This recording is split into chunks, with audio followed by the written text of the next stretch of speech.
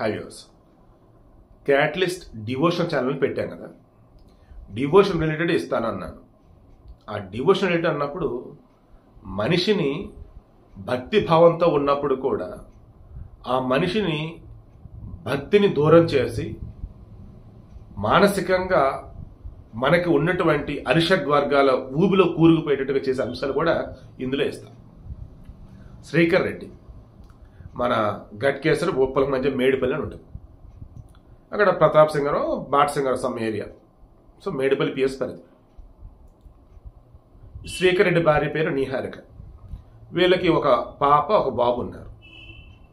వీళ్ళకి పెళ్ళయి ఒక 7 సంవత్సరాలు 8 సంవత్సరాలు అవుతుంది. ఇతను ఖమ్మం జిల్లా అంట శ్రీకర్ రెడ్డిది. ఈమెది వచ్చేసాము గట్కేసర్ అవుట్స్కట్స్. సో ఆమెకి ఇల్లు ఇంకొన్ని వచ్చేసి వాళ్ళ పుట్టింటి వాళ్ళు ఇచ్చారు. ఇప్పుడు అదే ఇంట్లో ఇతను ఉంటున్నాడు.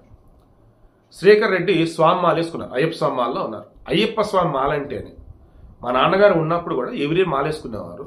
మాల తీసి వచ్చిన తర్వాత ఇంకా రెగ్యులర్గా అలవాట్లు ఆయన ఉంటుండే అనేవాడు, నానా మాలలో ఉన్నప్పుడు నీ మినిస్టర్తో ఉన్నావు కదా, మాల తీసిన తర్వాత వాటిలో కనీసం కొన్నా ఉండాలి నాన్న, అలా లేనప్పుడు ఇంకెందుకు నాన్న మాల అని చెప్పేసి అనేవాడు.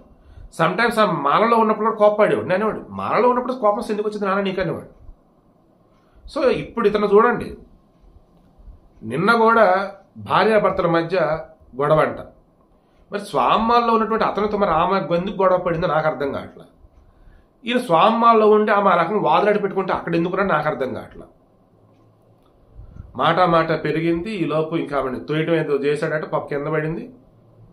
ఆ మూమెంట్ పక్కనే రాయబెట్టి కొట్టి చంపేశాడు. స్వామ్మాల్లో ఉండి ఆ కోపాన్ని తట్టుకోలేక రోజు మా పుట్టింటోళ్ళు ఇచ్చిన ఆస్తిది, మా పుట్టింటోళ్ళు ఇచ్చిన ఇల్లు అని అంటూ ఉంటే తట్టుకోలేక ఫ్రస్ట్రేషన్లో ఆ మనిషి స్వామ్మాల్లో ఉండి కూడా భార్యను చంపేశాడు. అంటే భార్య అంత గయ్యాలనుకోవాలా, లేదంటే స్వామ్మాల్లో ఉండి కూడా కోపాన్ని కంట్రోల్ చేసుకోలేకపోయాడు ఇతను అంత మూర్ఖుడు అనుకోవాలా? నాకు నిజంగా అర్థం కావట్లేదు. ఆమె తప్ప ఇతను తప్ప నాకు తెలియట్లా. పసిబిడ్డలు ఇప్పుడు అన్యాయం అయిపోయారా లేదా? స్వామ్మాల్లో ఉండి కూడా ఈ రకమైన ఉన్నాడు అంటే ఏంటన్నట్టు అసలు. ఇక్కడ నేను ఆడవారిని తప్పుపడతా, మగవారిని తప్పుపడతా. ఇక్కడ అసలు మన సిస్టమ్ అనేది ఎలా ఉందో చూడండి. అసలు స్వామ్మాల్లో ఉన్నటువంటి వ్యక్తితో వాదులాట ఏంటండి? అంటే స్వామ్మాల్లో ఉన్నటువంటి వ్యక్తి ఆడవారు ఏదో అంటున్నారు కదా అని చెప్పేసి అక్కడి నుంచి పక్కకి వెళ్ళిపోవాల్సింది పోయి వాళ్ళు అంటూ ఉంటే మరలా రిటర్న్ సమాధానం చెప్తుంటే గొడవ పెరగటం కాకపోతే ఏంటండి? మీరు ఏ మాల దీక్షలో ఉన్నా ఒకటే గుర్తించదు, అసలు ఆ దీక్ష ఎందుకు అన్నది మీరు తెలుసుకోండి. ఫస్ట్ అరిషడ్ వర్గాలను కంట్రోల్లో పెడతానికి, మనసుని మన కంట్రోల్లో ఉంచడానికి, బుద్ధిని జ్ఞానాన్ని ద బెస్ట్ వేలో యూటిలైజ్ చేయడానికి, అన్ని నుంచి కోపాన్ని కంట్రోల్ చేయడానికి, అత్యాశ ఆవేశం వాటి దరిదాపులు పోకుండా ఉండటానికి, ఇవన్నీ కూడా మాలలో ఉన్నప్పుడు కూడా ఉంటూ ఉంటే ఇంకేం ఉపయోగం అండి మాల వేసుకొని? ఏ దీక్ష అయినా సరే గుర్తుంచుకోండి, మిమ్మల్ని మంచిగా మార్చడం కోసమే సనాతన ధర్మంలో ప్రతి ఒక్క దీక్ష వ్రతం అనేది ఉంది.